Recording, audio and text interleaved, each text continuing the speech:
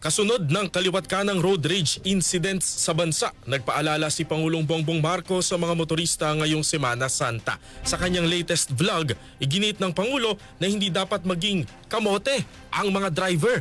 Ayon kay Marcos, nakakainit naman talaga ng ulo ang mabigat na daloy ng traffic, pero kaakibat ng pagiging driver ay ang pagsunod sa batas trapiko, lalo na't isang pribilehiyo lang ang pagmamaneho. May payo rin ng Pangulo sa mga kababayan nating makakakita ng ganitong insidente sa kalsada. Ang lisensya sa pagmamaneho ay isang pribilehyo at hindi ito karapatan. At bukod sa dunong sa pagmamaneho, ang lahat ay kailangan ayusin ang pag-uugali sa pagmamaneho at habaan ang pasensya. Yung ibang tao din sa paligid, umawat tayo.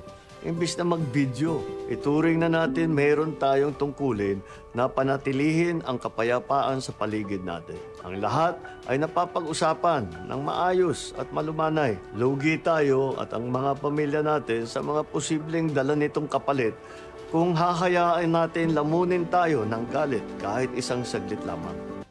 Yan po si Pangulong Bongbong Marcos.